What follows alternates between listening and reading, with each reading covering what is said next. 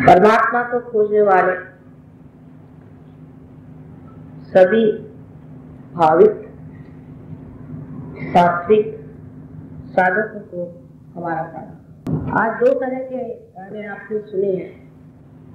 पहले गाने में एक भक्त विरह में परमात्मा को बुलाता है, इसे अपराध भक्ति कहते हैं। और जब परमात्मा को पा लेता है, जैसे कबीर ने पाया था, तो उसे पराभक्ति कहते हैं। दोनों में ही भक्ति है। इसे कृष्ण ने अनन्य भक्ति कही हुई है, जहाँ दूसरा कोई नहीं होता, जहाँ साक्षात परमेश्वर अपने सामने होते हैं। उस वक्त जो हम लोगों का भक्ति का स्वरूप होता है, उसे उन्होंने पराभक्ति अनन्य। किंतु जब हम परमात्मा को याद करते हैं, उनको स्मरण करते हैं, तब उसकी आदत सी हो जाती है। जब इंसान को इस चीज की आदत सी हो जाती है, तो उस आदत से छूटने में उसे बड़ा समय लगता है। वो ये मानने को तैयार ही नहीं होता कि उसकी ये जो साधना है, ये खत्म होने की बिना। और इसी वजह से भक्तों ने भी भ्रष्टों को, संतों को, मुनियों को पहचाना। आप जानते हैं, इतिहास में हमेशा संतों को इतनी परेशानियां उठानी। ये नहीं कि सबने उनको सताया, लेकिन जिन्होंने सताया उनको किसी ने रोका नहीं और उनको समझाया नहीं कि ये संत, ये साधु। अब हमारे समाज में, खास करके शहरों में, विविध विचारों के लोग रहते हैं। कुछ तो जो कि परमात्मा में विश्वास करते हैं, इस तरह विश्वास करते हैं जैसे कि किसी मंदिर में गए नमस्कार करते हैं। कुछ लोग हैं जो कहते हैं नहीं, परमात्मा की साधना करनी चाहिए और धर्म से रहना चाहिए, उनके मंगल गीत गाने चाहिए, हमेशा उनको भजना चाहिए, जिससे वो हमेशा याद रहे। कुछ लोग ऐसे होते हैं कि जो कहते हैं परमात्मा वगैरह सब बकोसला, ये झूठी चीज, परमात्मा नाम की कोई चीज ही नहीं। सब तरह के विचार करने का अधिकार परमात्मा ने मनुष्य को दे दिया। ये मनुष्य को दी हुई देन परमात्मा की ही है कि वो स्वतंत्र है, जो चाहे वो सोच सकता है इस बुद्धि से। लेकिन हम लोगों को तीनों भी दशा में यही सोचना चाहिए कि आज तक हमने जो कुछ भी किया, चाहे परमात्मा में विश्वास किया, उनको भजा, या उनके ऊपर लेक्चर दिए, या उन पर किताबें पढ़ी, जो भी मेहनत करी, या हमने उन पर विश्वास नहीं किया, उनको कहा कि वो है नहीं, उनसे हमने मुठभेड़ और कहा कि देखते हैं परमात्मा कहाँ है। इन सभी दशाओं में हमें ये सोचना चाहिए कि इसमें हमारा क्या भला, हमें क्या लाभ, हमारे अंदर कौन सी ऐसी कोई नई प्रकृति आ गई जिसके कारण हमने जो भी किया सो ठीक। हमारे बाप दादे भी यही करते आए और उनके बाप दादे भी यही करते आए और हजारों वर्षों से ये चीज चलती है। में हम लोग ईड़ा और पिंगला दो नाड़ी पर ध्यान दे रहे थे। इसमें से जो ईड़ा नाड़ी है, ये भक्ति प्रवृत्ति। ईड़ा नाड़ी पर लोग भक्ति में लीन हो जाते हैं, अपने भावना में बन जाते हैं और परमात्मा में लीन होकर के आनंद से उनका गान गाते। हमारे महाराष्ट्र में, जो कि मैं सोचती हूँ हिंदुस्तान में एक बहुत बड़ा देश है, क्योंकि यहाँ पर पारंपरिक लोग धार्मिक हैं और यहाँ का आराध्य देव श्री कृष्ण विठल है। लोग एक एक महीना हाथ में झांझर लिए हुए गाते हुए जाते हैं, विठल विठल विठल। मैंने तंबाकू रखे। अब तंबाकू जो है ये कृष्ण के विरोध है, बिल्कुल विरोध है, क्योंकि विशुद्धि चक्र में श्री कृष्ण का नाम और उससे विठल विठल कह रहे हैं, श्री कृष्ण का नाम ले रहे हैं और उनका जो विरोध है उसी को मुंह में रखे चले। ऐसे लोग बहुत से लोग मैंने देखे जो मुझसे आके कहते हैं कि माँ, हम तो जिंदगी भर विठल की वारी करते रहे, हर बार वहां पैदल जाते रहे और एक एक महीना हमने मेहनत करी। बहुत से पढ़े लिखे लोग ऐसा कार्य, लेकिन हमें तो परमात्मा मिले। एक मुसलमान था थे जो कि बहुत परमात्मा को खोजते, अंत में वो हिंदू, उनका परमात्मा मुसलमान है तो मिलता नहीं, चलो हिंदू होकर मिल जाते हैं। तो वो हिंदू होकर के वो इसी तरह से विठ्ठल करते जाते थे। तो उन्होंने कहा कि पहले तो नमाज पढ़ करके मेरे दक्षिण गए, फिर वारी कर करके मेरे तलवे पहुंचे, और ये सब होते हुए मैंने ये देखा कि परमात्मा को मिला। जो विठ्ठल के सामने लोग खड़े हैं वो भी परमात्मा के पास नहीं, और जो लोग वहां जाते हैं वो भी परमात्मा। हम लोग इसी प्रकार हर समय कभी कोई अखंड पाठ कर रहे हैं, कभी कोई परमात्मा को याद कर रहे हैं। इस प्रकार हम अपनी भक्ति में परमात्मा को याद करते रहते हैं। उससे एक चीज जरूर है कि परमात्मा की तरफ हमारा चित्त। नामदेव ने कहा कि एक लड़का जब पतंग उड़ा रहा है और पतंग आकाश में जा रहे हैं, उधर सब बच्चे उसके साथ खेल रहे हैं, वो बातें भी कर रहा है, सबसे मजाक कर रहा है, और ये करते वक्त भी उसका चित्त उसी आकाश के ऊपर बनाया हुआ है, उसका पतंग उसकी ओर। इस प्रकार एक साक्षात्कारी मनुष्य का हो जाता है कि उसका पूरा चित्त उसी ओर होता है। लेकिन जो नहीं हुआ, जिसे साक्षात्कार नहीं पाया, उसके लिए उचित था कि वो परमात्मा को याद करे। लेकिन यह सब करने से जब परमात्मा को याद किया और परमात्मा ही नहीं मिले, जैसे आपने कहा कि या आपको व्याकुल लोग ढूंढ रहे हैं और उनको अगर परमात्मा नहीं मिले तो जरूरी है कि मनुष्य कहेगा कि हाँ परमात्मा नाम की कोई चीज है। लेकिन क्योंकि हमें उसका अनुभव नहीं हुआ, प्रचिति नहीं हुई, इसलिए उस चीज को पूरी तरह से मना करना मेरे ख्याल से अशास्त्रीय। उसको बगैर जाने बगैर उसकी प्रचिति पाए उसको कह देना कि वो नहीं है कोई भी चीज, मेरे ख्याल से एक तरह का इसको पलायन बना। इसके परमात्मा है, चाहे आप माने या न। मैंने आपको बताया था कि ये फूल इसको कौन बनाता है, इन फूलों से फल कौन बनाता है, हमें अपने माँ बाप जैसे कौन बनाता है, कौन हमारे अंदर हमारे हृदय को चलाता है। हमारे अंदर अनेक ऐसे व्यवहार है जो मेडिकल साइंस कभी भी समझा नहीं सकती कि कैसे। इसलिए मनुष्य भक्ति पर उतरता है और परमात्मा को याद। इंग्लैंड पर जब हम आते हैं तो वहां पर मनुष्य ने ये सोचा कि परमात्मा ने जो सृष्टि रची है, इस सृष्टि में जो 5 पंचमहाभूत है, जो एलिमेंट्स है, उसके बारे में जानना था। उन पर प्रभुत्व पाया जाए। उन्हें आजादी वगैरह शुरू कर दिया, वेद वगैरह रचे गए। पर वेद में भी बिल्कुल शुरू में लिखा है कि अगर वेद से अगर विद नहीं हुआ, अगर उसकी प्रचिति नहीं आई तो सारा वेद परायण। इस भारतवर्ष की एक महिमा, बहुत बड़ी महिमा। कोई कितना भी बड़ा शास्त्री हो, पंडित हो, वेद व्यास हो, कुछ हो, लोग उसके सामने हाथ नहीं जोड़ते। पर अगर कोई संत फकीर हो, हाथ में झोली लिए हुए और संत हो, माना हुआ संत हो, तो लोग उसके सामने झुक जाते हैं कि वो राजा हो चाहे वो। ये अपने देश की बड़ी महिमा है। ऐसे आपको कहीं भी नहीं दिखा, ये इसी देश में होता है, क्योंकि इस देश की अपनी एक बड़ी विशेष दुनिया है। यहाँ बड़े बड़े पुण्यात्मा, धर्मात्मा, संस्कार। हमारी दृष्टि जो बाह्य की ओर लग रही है, इससे सबसे बड़ा प्रश्न खड़ा हुआ है कि अब सबकी दृष्टि अंतर्मुख कैसे करें। और सबसे पहले कि ये लोग जाने कि इसी देश में, इसी महान देश में ही ये सारा ज्ञान कथा। अब जो भी मैं आपसे बता रही हूँ बातें, इसको आप इस तरह से देखें जैसे साइंटिस्ट के सामने कोई हाइपोथेसिस रखा है। अगर आप उसको उस दृष्टि से देखें तो आपको समझ में आ जाएगा कि जो मैं बातें कह रही हूँ वो आपको पहले देख लेनी चाहिए, जान लेनी चाहिए, फिर प्रचिति आने के बाद में उसको आपको जांचना चाहिए कि ये बात सत्य है या परमात्मा है या। लेकिन पहले धारणा तो करनी पड़ती है, कि धारणा तो करनी पड़ती है कि ऐसी ऐसी बातें हैं, इसे सुनना चाहिए। उसी बात पर अगर आप उतरे हुए हैं तो फिर आगे बढ़ नहीं सकते। पहले आप इसे धारिए, जो मैं बात कह रही हूँ उसको आप समझने का प्रयत्न करें। मैंने उस दिन आपसे इन तीनों नारियों के बारे में बताया हुआ था संक्षिप्त में। आज मैं आपको इनके अलग अलग चक्रों के बारे में आपसे बताना चाहता हूँ। आपके अंदर 7 चक्र मुख्य, ये नहीं कि 7 ही चक्र, 7 मुख्य चक्र बने। ये सब ज्ञान हमारे देश का है, मुल्क का ज्ञान है।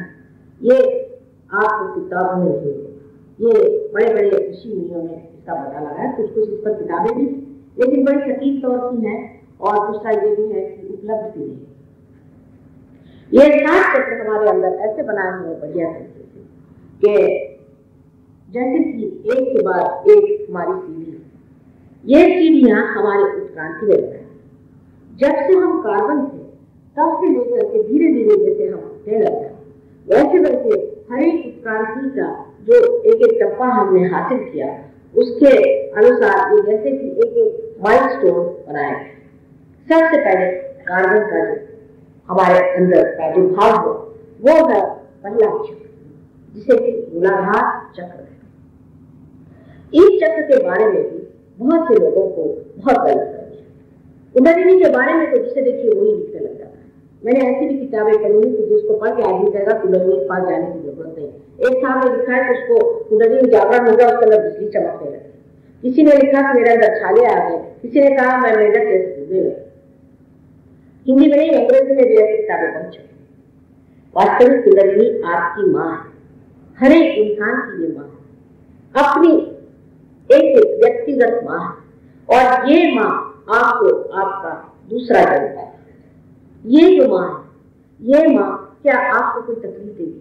जब आपका जन्म हुआ था तो आपकी माँ ने आपको तकलीफ दी या सब तकलीफ खुद उठाई? और जो विशेष एक दैवी माँ है वो क्या आपको तकलीफ देगी या आपको परेशान? बुद्धि से भी काम लेना है। जो लोग इस तरह की बातें करते हैं या तो वो इस काबिल नहीं है कि कुंडलिनी पर कोई भी हाथ चला। हो सकता है वो धर्मपरायण हो, अधर्मी हो, उनके चरित्र अच्छे न हो, वो रुपया पैसा बनाते हो, लोगों को ठगते हो, हर तरह की गड़बड़ियां हो सकता है कि उनको इसके बारे में कुछ भी जानकारी हो सकता है कि उन पर किसी ने कुछ भूत प्रेत विद्या करके उनको भस्मीसात कर कुछ भी हो। लेकिन कुंडलिनी जागरण से आज तक हजारों लोगों को कुंडलिनी जागरण हो गया है सहयोग से, लेकिन हमने कहीं नहीं देखा कि लोगों में ये परेशानी या तकलीफ। कुंडलिनी खुद सूझबूझ रखती है, पूरी तरह की सूझबूझ कुंडलिनी के अंदर है। और जैसे कोई एक केस रिकॉर्ड नहीं होता, उसी प्रकार इस 3.5 वलय में इसने आपका पूरा इतिहास लिखा। जब से आप कार्बन थे तब से आज तक का पूरा इतिहास ये जानती है कि आपने क्या क्या गलतियां की, आप कौन से गलत रास्ते पर गए, आपने क्या क्या अपने साथ दुर्व्यवहार किया है, दूसरों के साथ दुर्व्यवहार किया है, क्या क्या आपने ऐसे काम किए हैं जो परमेश्वर के मार्ग में एक तरह से रुकावटें हो सकती, बाधा वो सब कुछ हो जाता है। उसके बाद इसका हिसाब किताब पूरा है। लेकिन वो आपकी माँ है। माँ ये नहीं सोचती कि मेरा बेटा कितना दोष है, वो ये सोचती किस तरह से इस बेटे को मैं जो है तो उसका जो धन है उसे दे, किस तरह से तुम्हें बचाऊं। माँ का ये नहीं विचार आता, समझ लीजिए किसी का बच्चा डूब रहा हो तो माँ ये नहीं सोचती कि इससे मेरे साथ क्या क्या दुष्टता की, इतना सता, वो सोचती जो भी हो सब माँ इसका स्वखर बच्चा है। इसी तरह ये माँ आपकी यही सोचती है कि आपको किसी तरह से बचाना। लेकिन इस माँ के लिए आपका जो बाल्यावस्था में पाया गया हुआ अबोधिता का धर्म है, जिसे हम लोग इनोसेंस कहते हैं, वो वहां पर नीचे स्थित है, जहां पर इसे मूलाधार चक्र है। ये जो कुंडलिनी ऊपर है और मूलाधार चक्र नीचे में है, कुंडलिनी स्वयं मूलाधार में है। मूलाधार जो है वो है कि जिसे कहते हैं कि मूल का आधार। अगर मूल कुंडलिनी है तो उसका आधार माने उसका गृह, उसका घर जो है वो आपकी ये त्रिकोणाकार अस्थि है। और उसके नीचे गणेश तत्व जो बसा हुआ है वो आपके अंदर बसी हुई अबोधिता है। आजकल तो चालाकी करना, होशियारी दिखाना, बदतमीजी करना या ऐसा कहें कि अपने चरित्र के साथ हर समय विडंबना, ये एक तरह का लोगों का बड़ा शौक। लोग सोचते हैं कि इसमें उन्होंने बहुत कुछ करना, अपनी पवित्रता के साथ छलना करना, अपने साथी के साथ हमेशा कोई न कोई उपाधि लगा देना, इस पर हमारा बड़ा विचार चलता है कि किस तरह से कैसे क्या करें। ये चक्र जो है हमारे अंदर बहुत महत्वपूर्ण है। हालांकि इस देश में ये चक्र बहुत बलवान है, क्योंकि कुछ भी हो इस देश में पवित्रता का अर्थ लोगों को मालूम। लोग गलत काम करते हैं लेकिन वो जानते हैं कि ये गलत है, लेकिन परदेश मैंने देखा कि वो गलत काम करते हैं, इस तरह से विचित्र बातें करते हैं कि समझ भी नहीं आता कि ये इंसान है या जानवर है। और वो ये सोचते हैं कि उन्होंने बड़ी कमाई कर ली, वो तो एकदम फ्रीडम पे आ गए, उन्होंने बहुत कुछ पा लिया। इस तरह के गंदे काम हो। श्री गणेश विशेष करके जो बनाए गए हैं उनका रूप ऐसा है कि उनके सर पे हाथी का सर। वजह ये कि हाथी एक पशु है और पशु कभी भी अहंकार एकत्रित नहीं करता, इसीलिए उसके अंदर अहम की भावना नहीं। वो चिर का बालक और गणेश जी चिर के बालक है, लेकिन उनके अंदर जो आयुध है और जो विशेष तरह की उनके पास में व्यवस्थाएं हैं, उन सब व्यवस्थाओं से वो मनुष्य के अंदर जो पेल्विक प्लेक्सस है उसको संभालते हैं।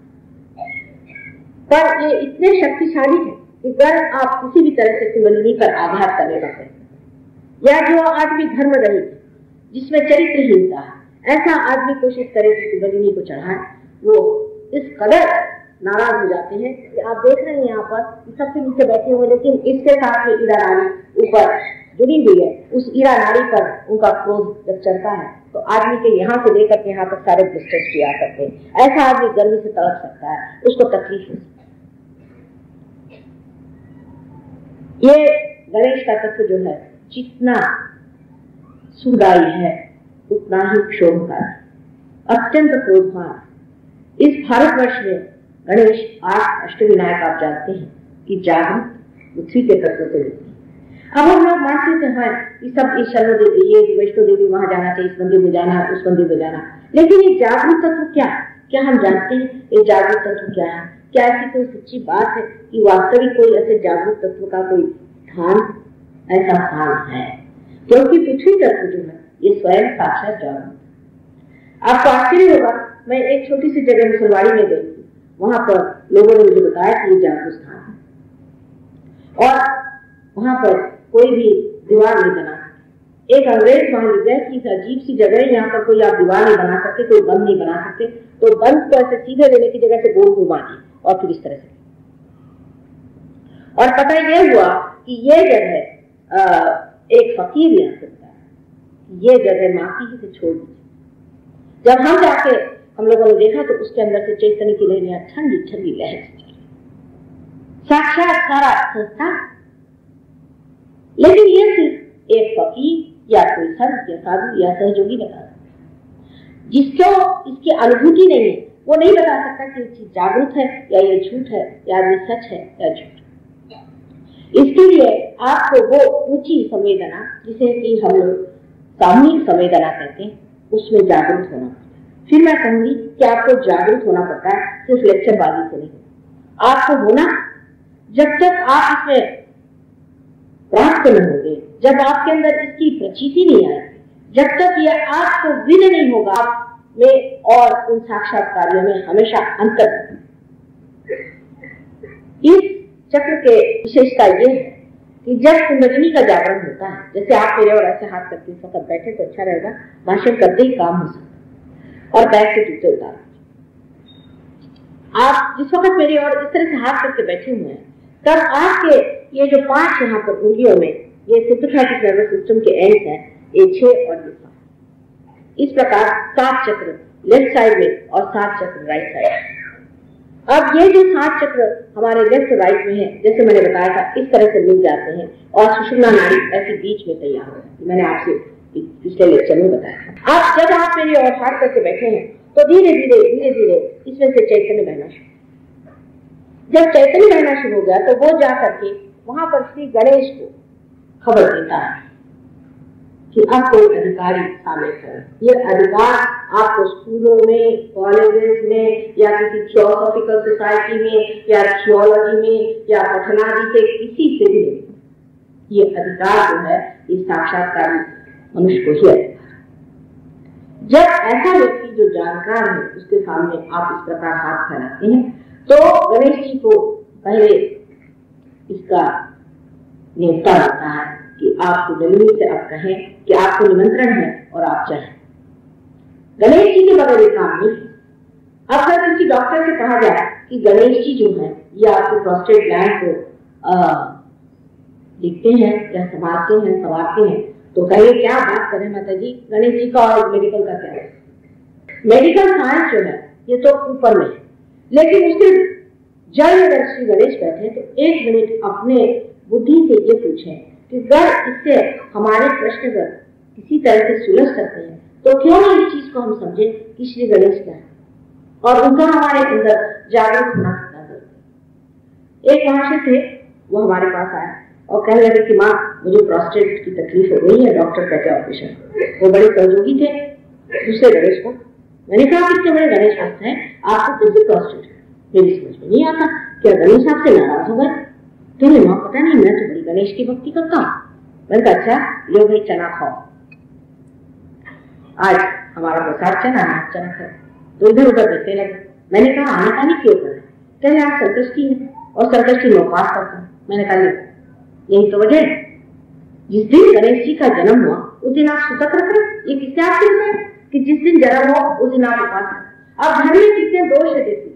बहुत से लोग कहते हैं कि धर्म हम इतना करते हैं, हम इतने धार्मिक है ना, तो भी हमें मारे। अब देखिए छोटा सा दोष देखिए कि जब राम का जन्म होता है तब उपवास करें, कृष्ण का जन्म होगा तब उपवास करेंगे, और नरक चतुर्दशी जिस दिन नरक का द्वार खुलता है उस दिन बैठकर सवेरे खाना खाए। सब उल्टी बात, बिल्कुल उल्टी बात। ये पता नहीं किसने सीखा। जिस दिन आपके घर में बेटा पैदा होगा उस दिन आप क्या उपवास करें? जिस दिन लड़का से पैदा हो उस दिन उपवास। कोई भी देख लीजिए जिसका भी जन्म हुआ उस दिन उपवास करें। उस दिन उपवास करने की क्या जरूरत है, मेरी समझ नहीं आता। दूसरा ये कि परमात्मा के नाम पर क्यों उपवास करें? उसने कब कहा कि आप उपवास करें? आपको करना है आप करें, आप अपने शौकिया आप उपवास करना करिए। क्या इस देश में तो ऐसे लोग उपवास नहीं करते, लेकिन धर्म में हम इतनी गलतियां करते हैं और बिल्कुल ना समझी से जिसने देखा करके स्त्री आचार और ब्राह्मणाचार की वजह से हमारे धर्म में भी इतने दोष हैं। वही हाल मुसलमानों का है, वही हाल ईसाइयों का है, वही हाल सिखों का है, सबका एक कि अपने बुद्धि से उसको हम समझते नहीं है कि किस वक्त क्या करना। अब इनसे मैंने कहा कि आप खाइए, आपको विश्वास नहीं होगा। उन्होंने वो खाया। मैंने कहा छोड़ो, आज से आप ये प्रॉमिस करिए कि संगष्टी के दिन आप मोदक बनाकर खाएं, क्योंकि उनको मोदक दिया है इसलिए आप मोदक बनाए। तो कहा माँ मैं आपको पूरा प्रॉमिस देता हूँ कि मैं मोदक खाऊं। आप आश्चर्य करेंगे कि उनका प्रोस्टेट पूना वो पहुंचे और वो चिट्ठी भेजी कि माँ मेरा प्रोस्टेट गया, उसकी तकलीफ ही गया। इसी प्रकार धर्म में हम अनेक अनेक अनेक गलतियां करते हैं, और इसीलिए जब हम कहते हैं कि हमने धर्म धारण किया, हम ये करते हैं वो करते हैं, फिर मां हमें क्यों इसका परमात्मा पे कोई दोष कर दीजिए। दोष है जिसने आपको समझाया और बताया। जैसे कि लोग बताते हैं कि जब कुंडली जागरण होता है तो बड़ी गर्मी होती है और ऐसा होता है वैसा है। सब झूठ है, एकदम झूठ है, ऐसा कुछ भी नहीं। इस बात पे आप बिल्कुल विश्वास करें। ये लोग सब पैसा बनाने वाले आपको डरा करके और ऐसा दिखाते हैं कि ये बड़े कहीं पहुंचे हुए लोग, और इस तरह से आपको गलत रास्ते पर डाल देते हैं और आप फिर ये पूछने लग जाते हैं कि भाई हमारा कुंडली जागरण हुआ उससे तो हमारी हालत ही खराब हो गई, हम तो पागल खाने पहुंच गए। होना ही, क्योंकि वो कुंडली का जागरण नहीं, और आपके सिंपैथेटिक नर्वस सिस्टम की ओवर एक्टिविटी हो जाती है जिससे आप पागल हो सकते हैं। आज श्री गणेश के बाद मैंने आपको बताया था कि ये जो चक्र है जिसे कि हम स्वादिष्ठान चक्र कहते हैं, इसके बारे में आपसे मैंने पहले बताया हुआ।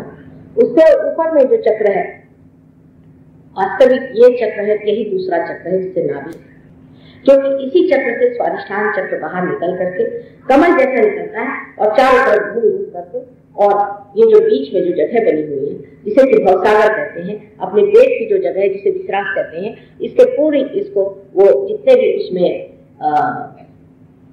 इंद्रिय है, जितने भी उसमें ऑर्गन्स है, सबको वो शक्ति देते हैं। उसके बारे में आपसे मैंने पहले बताया था कि डायबिटीज आदि बीमारियां कैसी होती। लेकिन आज मैं उससे जो उसके जल में जो चक्र है जिसे कि नाभि चक्र कहते हैं उसके बारे में। नाभि चक्र जो है ये विष्णु का चक्र, नारायण का चक्र। अब कोई कह रहा है कि मां तो सब हिंदू धर्म में क्या, लेकिन और भी लोग बहुत सारे सब इसी से निगरित है। ईसा मसीह ने भी कहा है कि those who are not against me are with me, पर ईसाई लोग भी जाके पता नहीं लगा रहे कि और वो कौन है। उन्होंने तो बना दिया कि ईसा किसी और कोई नहीं, इस्लाम ने बना लिया कि मोहम्मद किसी और कोई नहीं। इस तरह से उन्होंने सबको एक एक छांट छांट के अलग कर दिया, जिससे जैसे कि एक आदमी लटका हुआ कहाँ पड़ा हुआ था, सबकी रिश्तेदारी आपस में, सिर्फ हम लोग उनके नाम ले लेकर के झगड़ा। अब जिस क्षेत्र से आप देखिए कि जो ये पेट का हिस्सा है इसमें 10 फुट के तक, इसमें से आप सोच सकते हैं कि शुरू से आदिनाथ से लेकर के अनेक गुरु है, जैसे सोक्रेटिस है, लॉर्ड से, ये सब इसमें आते हैं, मोसेस है, अब्राहम, और अपने देश में राजा जनक, नानक, मोहम्मद शाह और मास्टर, और अभी आखिरी वो है श्री साई शिवजी। ये था इनके अवतरण, 10 अवतरण हुए। वैसे तो अनेक गुरु है संसार में, लेकिन 10 शब्द। अब जो है गुरु को मानते हैं कि गुरु को मानना भी एक बड़ी गलत फहमी की बात है। गुरु वही जो साहिब से मिला, जो साहिब से मिला, जो परमात्मा से मिला, वही गुरु। लेकिन हमारे यहाँ तो हर तरह के गुरु निकल आए हैं, और आप जानते हैं कि हम इतने विकसित हो गए हैं, इतने भ्रांत में हो गए कि कोई भी आदमी जेल से छूट करके और बैठ जाए, गेरुआ वस्त्र पहन के लगे उसके चरण। पहली तो बात यह है कि गेरुआ वस्त्र से हमारा क्या संबंध, के लोग गृहस्थियों का गेरुआ वस्त्र से कोई भी संबंध नहीं माना। आप जानते हैं, अगर आपने पढ़ा हो कि वाल्मीकि के रामायण सीता जी ने पूरा चैप्टर इन सन्यासियों के बारे में कहा है कि जो सन्यासी है उनको शहर में तो आना ही नहीं चाहिए, किसी गांव में नहीं आना चाहिए, कि बहुत सारी मर्यादा कहा कि गांव के बाहर कहीं झोपड़ी में रहना चाहिए, और किसी भी गृहस्थ की जोड़ी लानी नहीं चाहिए। हाँ, जो गृहस्थ है गृहस्थ, लेकिन जिसने संन्यास ले लिया उसका मना है। लेकिन हमारे यहाँ तो देखिए कि हम लोग अपने बाल बच्चों को संभालते कायदे से रहते, पानी खोपड़े, एक तो हमारे बाल बच्चे ही पलते नहीं, ऊपर से इन काशाय वस्त्र वालों को संभालते हुए के लिए सुरक्षा। एक सीधी बात यह है कि कोई भी संन्यास लेने से परमात्मा के पास नहीं जाता, ये तो ऊपरी थी। संन्यास अंदर का राजा जनक को विदेही कहा करते थे, और उनकी लड़की को वैदेही, क्योंकि विदेही से पैदा, वो स्वयं राजा थे, राजा जैसे रहते थे, राजा जैसे आभूषण करते थे, और उनको लोग बड़े बड़े साधु संत दृष्टा उनके सामने नतमस्तक करते थे, क्योंकि उनकी दशा ये, क्योंकि वो स्वयं साक्षात दत्तात्रेय के अवतरण, आदि गुरु के अवतरण। लेकिन आजकल हमारे देश में इसकी संवेदना जाती है, लोग भ्रांत, बहुत ही भ्रांत हो गए, और ऊपरी तरह से कोई ऊपर से दिखाने वाला कोई तमाशा वाला आदमी पहुंचा है तो लोग उसके चरणों में पहले कोई ना कोई तमाशा उतारना जानता है।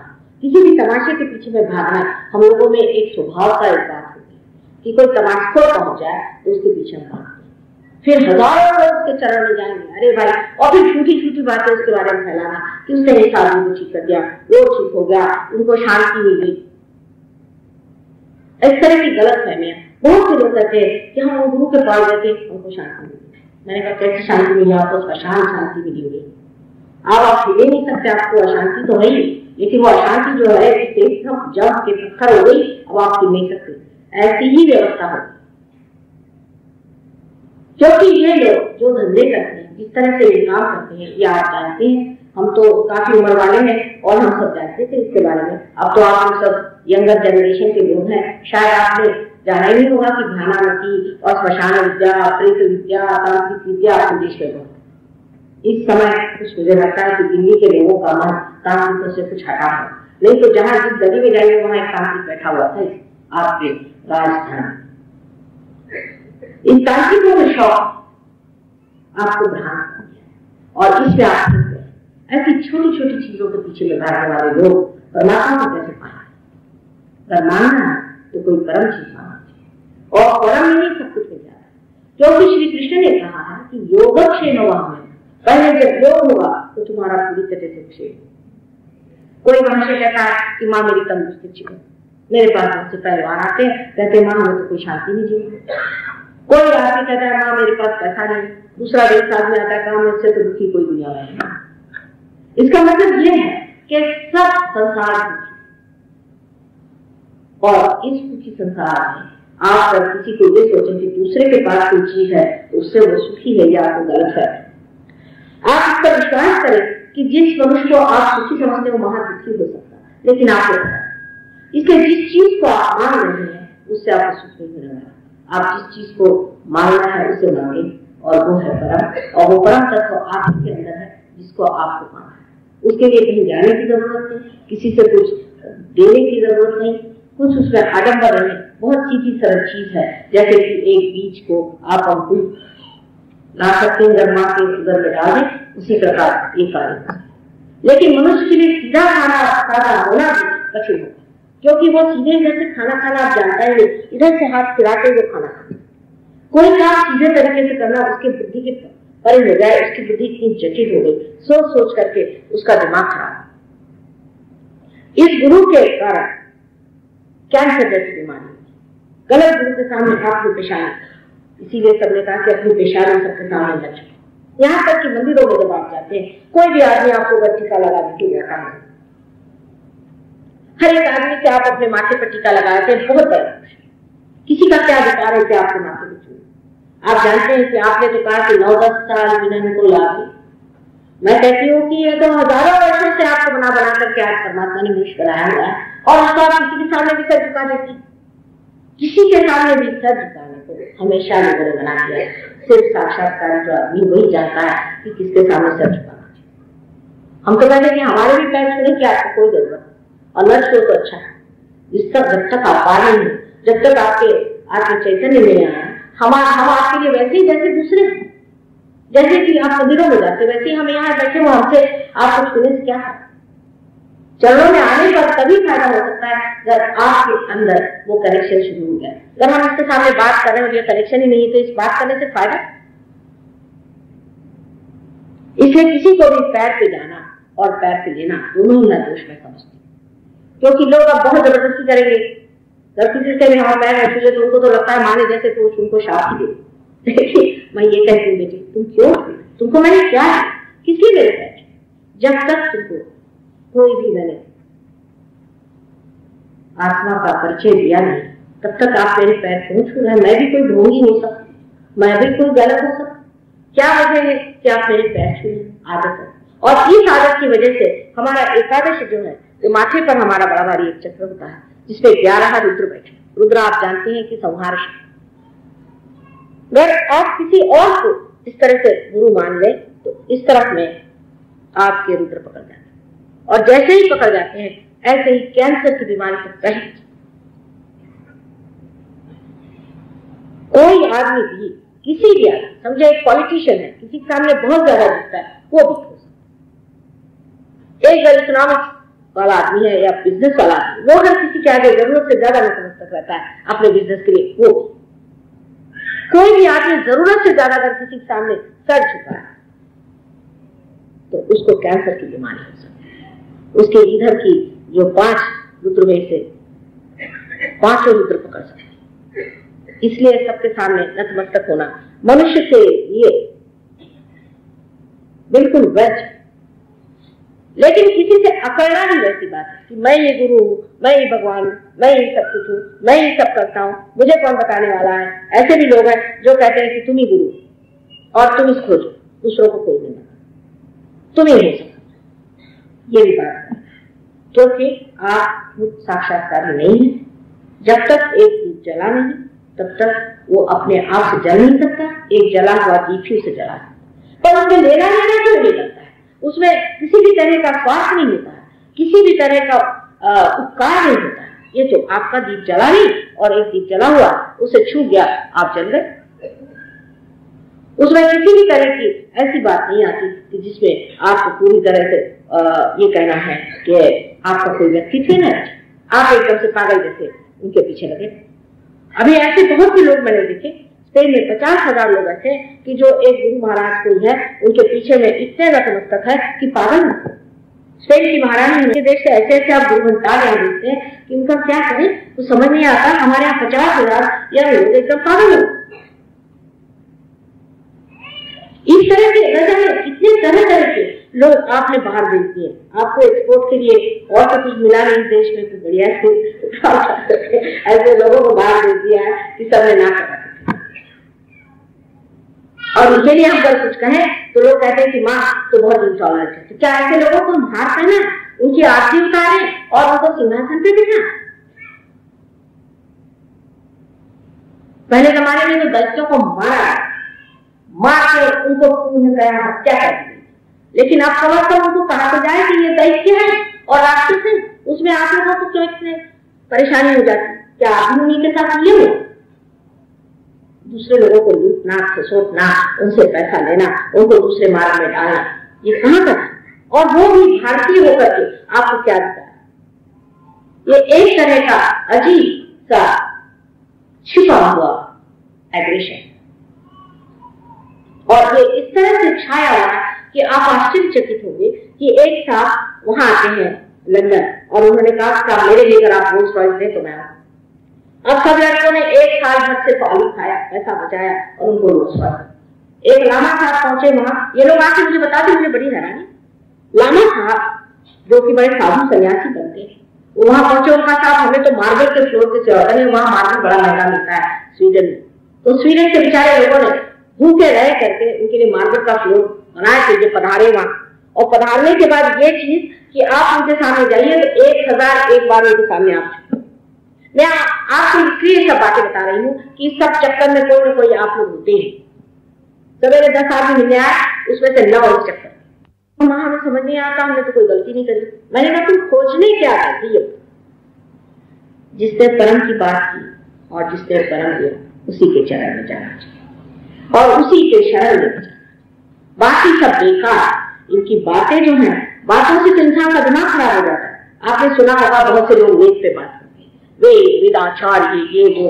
एक महाशय मुंबई में है, बड़े भारी वेदाचार्य, अमके पंडित तमके पंडित, उनकी उम्र हमसे छोटी है, बड़ी नहीं, लेकिन वो जब बात करते थे ऐसा लगता है कि सच्चिया जो बकते चले जाते हैं, ऐसे बकते चले जाते हैं, लोग तो उनके पास 5 मिनट खड़ा होना नहीं चाहते। अब उनको समझ नहीं आता कि लोग उनसे भागते क्यों। इस कदर क्रोधी और तपस्वी क्या करना चाहिए, इंसान है कि जो भी उनके पास बैठता है वो कहता बाप रे बाप, ये तो एकदम तूफान है। और गुस्सा उनको इतना आता है कि अगर कोई उनकी बात किसी समझे तो कहते अरे तुम तो ऐसे दुष्ट हो, तुम तो ऐसे खराब हो, और लेकर के माना शुरू। अब बताइए इतने वेदाचार्य और फलाने और ठिकाने होते हुए उनके ये सारा बाहर ही रह गया, कुछ उनके हृदय में कुछ नहीं गया, ना उनमें दया, ना अनुकंपा, ना कुछ नहीं, बस बड़बड़ाते रहते सुबह शाम तक। ऐसे मैंने काश भी बहुत से देखी, वो तो बस में चढ़ते हुए बड़बड़ाते, पूछा क्या, ये कहने बड़े भारी पादरी। मैंने कहा वाह भाई, ये पादरियों का, ये एक बड़े भारी पादरी थे, इसलिए हम लोग कुछ इनको कहते नहीं, बस में बड़बड़ाते चलते सुबह से शाम। ऐसे बहुत मिलते हैं। मेरे ख्याल से वहां इस तरह के प्रकार बहुत हो चुके, लोगों ने बहुत अध्ययन करके और पढ़ा लिया। तो इस तरह के गुरुओं के जो कि सिर्फ बातचीत ही बातचीत कर, आपको कहेंगे 50 पारायण करो, दत्तात्रेय का आप पारायण करो, गुरु का आप पारायण करो। 50 पारायण करने के बाद में मिला एक महाशय हमारे पास आए, हमसे कह रहे माँ हमने तो 14 वर्ष की तपस्या की। मैंने कहा अच्छा, और उन्होंने सिर्फ पारायण करने को कहा और शिव जी का मंदिर धोता रहा, और अब क्या खले 1 मिनट में कुंडली जागरण है। तो मैंने कहा ये सोचना चाहिए कि पारायण करने से परमात्मा मिलता है। तो अपने देश के कितने लोग जो तो पढ़ ही नहीं सकते, इसका मतलब उनको परमात्मा नहीं मिलेगा, सिर्फ पढ़े लिखों को ही मिलेगा। जो वेदाचार्य है उनको मिलेगा, जो वेद पढ़ सकते, संस्कृत जाने वाले कितने लोग, मैं कहती हूँ पुराने शरीफ पढ़ने वाले कितने लोग, या बाइबल पढ़ने वाले कितने लोग हैं। मतलब जो वो पढ़ते रहे वो काम से गए, ऐसे कैसे हो सकता है।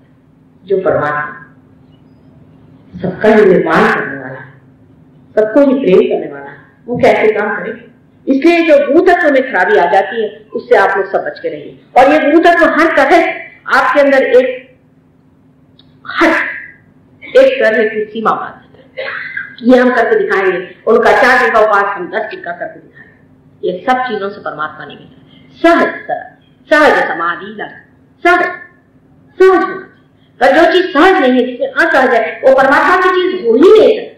एक सीधी बात आप सोचिए कि आप इंसान बने, आपने कौन सी मेहनत करी, आप क्या करके बल खड़े हुए कि आपने अपनी दुनिया काटी थी, किस तरह से आप बन गए। आप इंसान अपने आप सरल बन, इसी प्रकार उचित स्थिति में जाने के लिए भी सहज ही भाव होना चाहिए, और जब तक सहज भाव नहीं आता है तब तक आप जो भी ऐसी पटाख चीजें करते हैं उससे आपको नुकसान, तकलीफें होंगी, चक्र पकड़ेंगे, आपको परेशानी होगी, चाहे वो शारीरिक हो, मानसिक हो, बौद्धिक हो, पर आप परेशानी उठाएंगे। इसलिए मैंने पहले कहा कि सहज भाव से बैठे, और कहा कबीर को, क्योंकि कबीर सहज भाव, उनका मिलन हो चुका था इसलिए वो मिलन में गाते।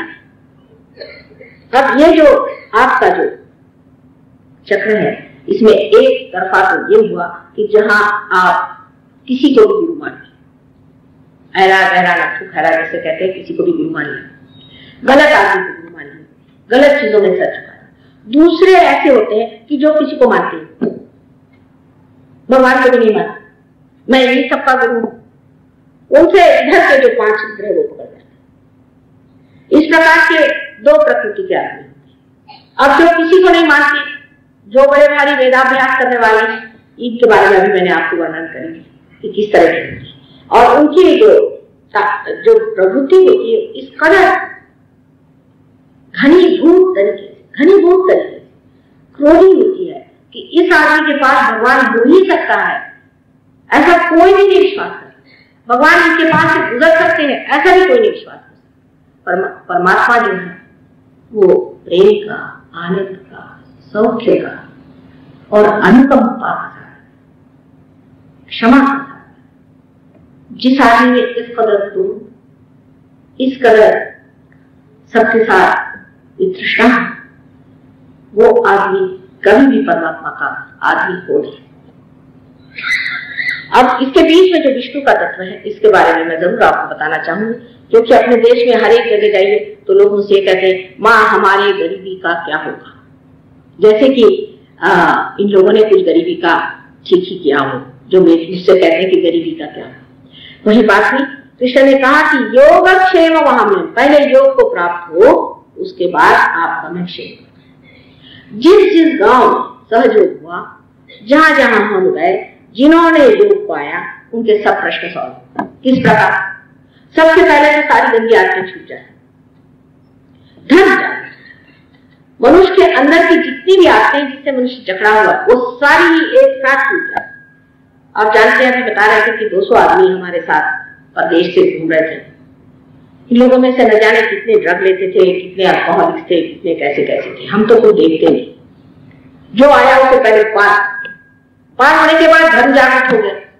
एक महाशय थे, उनको बहुत शराब पीते थे, कहने लगे, फिर सहयोग में आते ही दूसरे दिन से उनकी शराब छूट गई, एकदम शराब छूट गई। तो उन्होंने कहा कि अच्छा एक बार जर्मनी गए, चले थोड़े देखें कैसा क्या उनको शराब हो। पी के साथ कहें ऐसी उल्टियां हुई और उसमें से ऐसी गंदी बदबू आने लगी कि हमने कहा ये तो क्या मोलासिस पी रहे हैं कि क्या कॉर्क पी रहे हैं, समझ ही नहीं आ रहा क्या पी रहे हैं। और उल्टी पे उल्टी, उससे इतनी घृणा। हमने तो कुछ नहीं किया, आप तो वहीं लंदन में बैठे, लेकिन आप ही स्वयं धर्म हो जाने की वजह से, क्योंकि आपके अंदर ये 10 गुरु जागृत हो जाते हैं जो साक्षात धर्म, इसकी वजह से अपने आप ही गंदी आदतें छूटती। फिर उसके बाद गंदी आदतें छूटने के बाद में आपकी दृष्टि वहां जाने लगी कि जिससे आपको लक्ष्मी पाई। जैसे एक महाशय, आपको विश्वास इस बात का भी होना जरा कठिन है, लेकिन आपसे बताएं, एक हमारे पहचान के थे, उन्होंने हमें बताया कि माँ जब से मैं सहयोग करने लगे बड़ा चमत्कार है। मैंने कहा क्या है? कहने जिस जमीन पे मैं टहलता था उसकी मिट्टी इतनी बढ़िया हो गई कि एक आदमी आके मुझसे कहने लगा कि भाई किसी फकीर ने आके हमसे बताया कि यहाँ की मिट्टी थोड़ी सी लेकर के तुम ईंटें बनाओ तो पत्थर जैसी हो जाएगी। तो वो हमारे यहाँ आया और हमसे तो वो बिल्कुल तौल के मिट्टी लेना था। लेकिन पहले जागृति होनी चाहिए लक्ष्मी तत्व की जागृति न किए बगैर अगर आप चाहे आपके अंदर लक्ष्मी आएगी तो नहीं, पैसा आएगा, पैसा आएगा, लक्ष्मी जी नहीं। और लक्ष्मी जी कैसी? एक हाथ से उनके दान है, एक हाथ से उनका आश्रय है और हाथ में 2 कमल के सुंदर पुष्प हैं जो कि उनके प्रेम के प्रतीक है। और इतना ही नहीं, पर एक भौरा जिसके अंदर इतने कांटे हैं उसे तक वो अपने अंदर समा लेगी। ऐसे लक्ष्मीपति आप हो सकते हैं जो समाधान में इतने संतुलन में खड़ी थी, कमल पर खड़ी रहती, इतनी सादगी से, इतनी डिग्निटी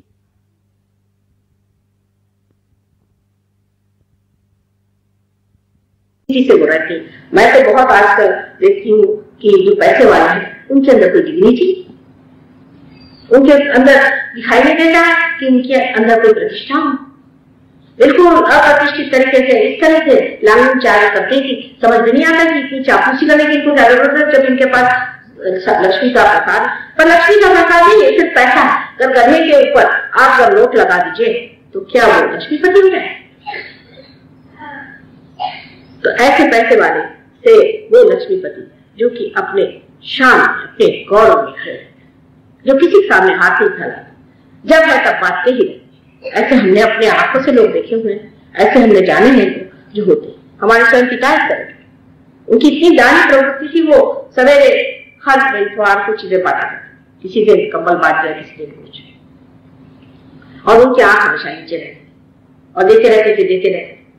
लोग दो ले जाते, तीन ले जाते। तो हाँ, कोई कहे मुझे क्या कर रहे हैं आप, दो तीन कंबल एक आदमी दे रहे हैं, आंख तो नीचे की। कल भाई मैं दे नहीं रहा हूँ, दे कोई और रहा है, जिससे मेरी शर्म लगती। सब लोग कहते हैं आप दे रहे हैं, ऐसी बात। ऐसे तो बड़े स्वातंत्र वीर थे, लेकिन इस मामले में शर्म लगती। लोग मुझसे कह रहे हैं, मुझे बड़ी लज्जा आती, लोग मुझे कह रहे हैं तुम दे रहे। और देते वक्त में कहें देने वाला जो वो जाने, मुझे मतलब ले दो चाहे चार, मुझसे क्या मतलब, जिस दे रहा है वो जाने, मुझे क्या करने का, मैं तो बीच में खड़ा हूँ। ऐसे लोग थे पहले इस भारत में। अब तो पता नहीं, कुछ दिखाई नहीं दिया इस तरह का तरीका। पैसे वाले का मतलब तो यही हो गया कि बहुत घमंडी, बहुत क्रूर और किसी का परवाह नहीं, अपने माँ बाप की परवाह नहीं, अपने भाई बहनों की परवाह नहीं, अपने को बहुत सब कुछ समझना। ये पैसे वाले की लक्षण है। दुनिया में किसी की भी परवाह नहीं करना। ये जो हमारे यहाँ अब नया तरीके का पैसे का भूत सवार हो गया है, इस भूत से हमारी जो समाज व्यवस्था पूरी तरह से टूटे। औरतों के लिए भी अब ये हो गया कि पति से बढ़ के पैसा हो, बच्चों से बढ़ के पैसा हो, हर चीज में पैसा। जहां पैसा मुख्य हो जाता है और प्रेम नगण्य हो जाता है, वहां लक्ष्मी का स्वरूप, वहां सब लक्ष्मी का स्वरूप खत्म हो जाता है। और उस जगह सिर्फ पैसे का एकदम रूखा जीवन आ जाता है, जो आज आपको प्रदेश में दिखाया। यहाँ से भी जो हिंदुस्तानी प्रदेश में जाते हैं, उनकी पता नहीं क्या हो जाती, सारी परंपरा टूट करके वो बेतहाशा पैसे की तरफ। मैं तो उन लोगों को देखकर हैरान होती हूँ कि ये क्या मेरे देश के लोग हैं। इस तरह से जब हम अपने को गलत रास्ते पर डाल देते हैं, तब तो उस पर बहुत जोर का मारा। ऐसे पैसे वालों को बहुत बुरे दिन देखने पड़ते हैं। उनके बच्चे जो वाहियात निकल जाते हैं, इधर उधर दौड़ जाते हैं और गलत काम। ऐसे पैसे वालों के लिए कोई भी आशीर्वाद नहीं। आप जाके देखिए, रात रात में सोते हैं, उनको परेशानी है। तो जो पैसा लक्ष्मी स्वरूप है, उस पैसे को आप प्राप्त करते हैं, उस संपत्ति को, उस धन को आप प्राप्त करते हैं जो लक्ष्मी की देन है, जब आपके अंदर कुंडली जागृत। और इसे इस देश का जो दारिद्र्य है उसी दिन दूर होगा जब यहाँ पर लोग योग को प्राप्त। उससे पहले कभी नहीं हो सकता। आप कोशिश कर लीजिए। मैं गई थी वहां पर राहुल में, मैंने देखा खूब झोपड़ियां बनी। कल अभी ये झोपड़ियां बनाई, मैंने कहा अच्छा कि कोई नगर बनाया है। मैंने कहा नगर कैसा है पता नहीं। वहां से जा रहे थे तो सामने रास्ते पर, इस रास्ते से जा रहे थे, सामने इस तरह से रास्ता था, उसमें से लोग खूब शराब पी करके आके रस्ते धड़ाधड़ गिर रहे। एक तो हमारे मोटर के सामने गिर रहा, एक नहीं दो नहीं, काफी सारे लोग वहां से निकले जाए। तो ये कौन सा नगर बना है? ये झोपड़ियों का नगर बना है, इसमें सब शराब चलती। कल हाँ, ये तो ऐसे नगर बना। इनको झोपड़ी दी तो उसमें शराब शुरू कर दी, 100 रुपया दे दिया तो उसमें शराब शुरू कर दी। ये कोई गरीबी हटाने का लक्ष्य। इस तरह से गरीबी नहीं हटेगी। ये तो शराब ऐसे पीछे पड़ गई कि आप इसमें से 50% गरीब मर ही जाएंगे तो गरीबी हट जाएगी। इलाज तो ऐसा ही हो रहा है कि लोग जीने ही नहीं। रास्ते पर घर घर गिर रहे थे, उनमें कोई ताकत नहीं थी। क्षीण हीन ऐसे बने हुए लोग, इनकी गरीबी आप क्या हटा सकते? इनको तो पैसा मुफ्त देने से इन्होंने शराब पी करके और धंधे करके और अपना सर्व सत्यानाश कर लिया।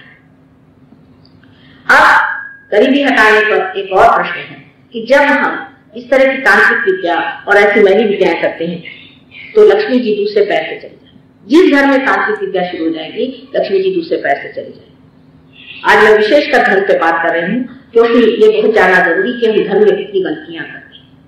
जो लोग अपने घर में दिवाली मनाते हैं, हर जगह दीप जलाते हैं रात, क्योंकि महारात्रि थी। उस वक्त ये न हो कि लक्ष्मी कहीं लौट के चली जाए। उनको अंधेरा पसंद नहीं। और जितनी महंगी विद्या है, जितनी भूत विद्या, प्रेत विद्या, श्मशान विद्या और ये दुष्ट गुरुओं का जो चक्कर चला, तो अगुरु लोग जो है इन्होंने जो चक्कर चलाया है, इन सब चक्करों की वजह से अपने देश में बिल्कुल काली पड़ गई, एकदम काला अंधकार, और वो काला अंधकार होने की वजह से अपना देश उठेगा। जब तक इन लोगों को आप समुद्र में नहीं डाल दीजिएगा, जब तक इनको आप अपने हृदय से निकाल नहीं दीजिएगा, और इस तरह की चीजें जब तक आपके समाज से जाएंगी नहीं, आपके समाज की गरीबी कभी हट नहीं सकती, क्योंकि लक्ष्मी जी ऐसे स्थान में बैठती है। तीसरी चीज इसलिए लक्ष्मी जी हमारे देश में नहीं है, उसका मुख्य कारण यह है कि यत्र नार्या पूज्यन्ते तत्र रमन्ते देवता। माने ये कि जो इंसान स्त्री की पूजा करता है, स्त्री को मानता है, उसकी इज्जत करता है, वहां देवता का आगमन होता है। लेकिन स्त्री भी पूजनीय होनी चाहिए, स्त्री भी ऐसी हो कि जिसकी पूजा न की जाए, तो ऐसे स्त्री सफाया। तो स्त्री ऐसी होनी चाहिए जो पूजी जाए, जो पूजनीय, जो पवित्र, जो उच्च विचार लेकर के संसार में प्रेम से अपने घर और रिश्तेदार और सबको संभाल सके। ऐसी जो स्त्री हो जो पूजी जाए, ऐसे स्त्री के पति जो हो उनकी इज्जत करें, घर वाले उनकी इज्जत करें, स्त्री की, बच्चों की, लड़कियों की, माँ की जहां इज्जत होती वहां देवता रमन करते, नहीं तो भूतों का नाच हो जाता है। अब आप सुन रहे हैं कि अपने देश में स्त्री की क्या स्थिति। मैं तो कभी कहूंगी कि हिंदुस्तान की नारी एक विशेष स्वरूप की औरत जिसने बहुत कुछ सहन किया। पुरुषों की ज्यादती जितनी हिंदुस्तानी नारी सहन करती है वो कोई नहीं सहन करता, और अपना समाज ही पूरा ऐसा बन गया है आज कि बिल्कुल हम लोग इस मामले में निर्लज्जता से बात करते हैं। कोई कहता है कि साहब इतने लाखों रुपया की डाउरी दीजिए और नहीं तो आप हमारे दरवाजे नहीं। बिल्कुल उनको इस मामले में शर्म भी नहीं आती इस तरह की बात करने की। और इस तरह की चीजें इतनी अपने समाज में आज प्रचलित हो रही है, जितनी जितनी बढ़ती जाएंगी उतने उतने आपके देश में गरीबी है। किसी लड़के को बेच करके और लड़की के नाम पर अगर आपने रुपया इकट्ठा किया, आप देख लीजिए उसमें कभी भी आपको यश नहीं आएगा। आप कैसे कोई आदमी लाखों रुपया इस तरह से ले ले, उसको कोई ना कोई घाटा आएगा, कोई ना कोई बड़ी बर्बादी होगी, और जा करके बिल्कुल ऐसी दशा में पहुंच जाएगा जहां से निकलने का, या तो कोई ऐसे बीमारी में फंस जाएगा, या ऐसे कोई बेकारी में फंस जाएगा, कोई ना कोई ऐसी चीजों से हो जाएगी कि जिससे वो पछता रहे। क्योंकि किसी भी सती से, किसी भी स्त्री जाति अपमान करना शक्ति का अपमान है। अगर वो स्त्री हाँ इस तरह की है जो बेकार है और जो पूजनीय नहीं है, उसके बारे में नहीं कहें, पर अपने भारतवर्ष में आज मैं जरूर कहूँ यहाँ की स्त्री बहुत पूजनीय है। अभी औरतें हमारे यहाँ ग्लैमर वगैरह में विश्वास नहीं करती, अब है कुछ पालन उनको छोड़िए, लेकिन अधिकतर औरतें सादगी से अपने चरित्र को संभालते हुए हैं। जिस देश में पद्मिनी जैसे लोगों ने जौहर की, कोई विश्वास नहीं करता। अगर प्रदेश में जाकर मैं कहूँ कि हमारे देश में तो चैरिटी के पीछे औरतों ने जौहर कर दिए, तुम बात क्या करते, तो कल हो नहीं सकते। तो मैंने कहा तुम क्या समझोगे, तुम उस ऊंची चीज को तुमने जाना है, उन आदर्शों को तुमने जाना है। आज इस आदर्शों को सबको बटिया मेट करके और हम इन पागलों के पीछे मतलब भागना शुरू कर दें, तो मैं आपसे बता रही हूँ गरीबी जो नहीं आने की वो आ जाएगी। और इन लोगों में क्या कम गरीबी, आप इनको समझते हैं, मैं तो सोचती हूँ इनसे गरीब को, इनके अगर घर चाहिए, अगर एक कप उन्हें चाय दिया तो इनका दिल जो है बैठ जाता है। एक कप चाय अगर इनके घर से खर्च हो गया इनका दिल बैठ जाता है। और हम लोग दिलदार गरीब भी हैं तो भी हमारे घर में कोई आता है चाय पानी कुछ नहीं है तो गोली खाने को दे देंगे भैया, जो भी घर में जो कुछ भी रह सकता है। हमारे साथ जो लोग सफर कर रहे थे देहातों में, हैरान कि लोग झोपड़ियों में रहते हैं और उनका दिल है कि राजा है, और ये लोग महलों में रहते हैं और ये है बिल्कुल भिखारी। मैं तो रोज के अनुभव लंदन में देखती हूँ कि जितने भी विदेशी लोग हैं, बड़े बड़ी पोजीशन में है, बड़ी बड़ी इसमें है, आप जितने भी प्रेजेंट दे दीजिए, कुछ भी कर दीजिए, उनसे एक पैसा नहीं। हमारे साथ की सेक्रेटरी है, वो साहब से कहती है कि भाई आपके बच्चे आ रहे हैं ग्रैंड चिल्ड्रन, तो आप परेशान हैं? उनका क्यों भाई? मुझसे कहती आप परेशान हैं? मैं कहती हूँ कल आपका सारा घर गंदा हो जाए। ये घर किसके लिए है? ये क्या मेरे लिए घर है? ये तो उन्हीं के लिए घर है जो मेरे बच्चे हैं। उनका ये था, कहती है कि हमारी जो ग्रैंड मदर थी जब तक 2 पी हमसे नहीं लेती थी, हमको टेलीफोन नहीं करती। और उसी लंदन शहर में आप आश्चर्य करेंगे कि 2 बच्चे हर हफ्ते में मारे जाते।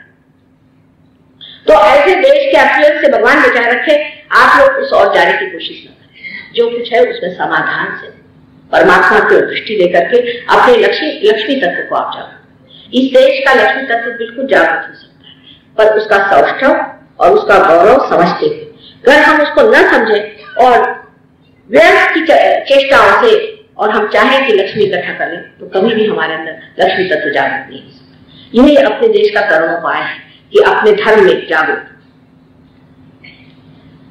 ये हमारे देश के लिए एक ही तरीका है, इतना ही नहीं, लेकिन जब ऐसा होगा और होगा ही, क्यों न होगा, उस वक्त सारी दुनिया के देश आपके चरणों में होंगे और जानेंगे कि असली श्रीमंती जो है, असली रियासत जो है वो इस देश में।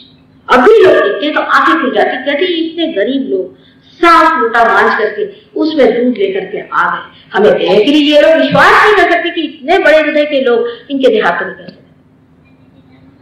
तो उस चीज को खोना नहीं है और ये समय ऐसा आ रहा है कि हम खो रहे हैं, हमारे बच्चे बिगड़ रहे हैं और इस ओर हम जा रहे हैं। इस वक्त बहुत जरूरी है कि सहयोग की स्थापना करके और अपने बच्चों को रोक दीजिए, उनके अंदर लक्ष्मी तत्व जागृत करके उनके अंदर ये गौरव भर दीजिए।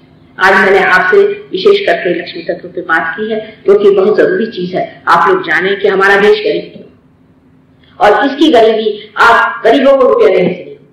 आप देखकर देखिए, आप किसी भी गरीब आदमी को 100 रुपया दीजिए ना, वो रुपये पे गया तो कहाँ जाए, कोई भलाई नहीं। इसलिए आप जान लीजिए कि पैसे के झेलने के लिए भी लक्ष्मी तत्व जरूरी है। ऐसे ही रईस लोगों को भी सोचना चाहिए कि पैसा जो है वो हमारे लिए परमात्मा ने दान के लिए दिया। हम बीच में एक माध्यम बने खड़े हुए हैं और इसको दान के लिए दिया हुआ। इसका जो भी शुभ कर्म हो सकता है वो करना चाहिए और इससे जो भी लोगों की मदद हो सकती है वो करना चाहिए और अच्छे मार्ग में, सन्मार्ग में रहना चाहिए, अच्छे काम करना चाहिए। सबसे बड़ी चीज है परमात्मा का आशीष। जब तक उसका आशीष नहीं मिलेगा सब चीज व्यर्थ, उसमें कोई शोभा ही नहीं है। ऐसे घर में जाओ तो आपकी टांगें टूटने लग जाती है, आपको लगता है कब भागते हैं इस घर से। उनका खाना खाओ तो आपको उल्टी हो जाएगी, कोई ना कोई तकलीफ हो जाएगी। ऐसे लोग जो बिल्कुल ही पैसे से जुटे हुए हैं, मशीन बन जाते हैं, उनके अंदर कोई दुख है नहीं। क्या अपने घर में लोग सोचते हैं हमारे घर में कुछ भी नहीं है, हम भूखे रहेंगे? ऐसे लोगों के घर का खाना लीजिए। मनुष्य को ये जान लेना चाहिए कि हमारे अंदर परमात्मा ने स्वयं साक्षात लक्ष्मी का स्थान रखा हो, वो हमारे अंदर बसी हुई, सिर्फ उनको जागरूक मात्र करना। और उस जागृति के लिए आपको कोई बुद्धि के घोड़े दौड़ाने की जरूरत नहीं, कोई इसे सोचने की जरूरत नहीं। सिर्फ कुंडलिनी का जागरण होते ही ये कार्य हो सकता है, इसे क्यों न करें और इसे करना नितांत आवश्यक। और ये होने का समय आ गया है। एक विशेष चीज है कि ये विशेष समय है और इस विशेष समय पर आप इस वक्त उपस्थित हैं, इसका आप पूरी तरह से उपयोग करें और अपने लक्ष्मी तत्व को पहले जागृत करें। आज के लिए इतना ही काफी है, फिर और 2 दिन लेक्चर दूंगी, तब उस पर और तत्वों के बारे में आपको बताऊंगी।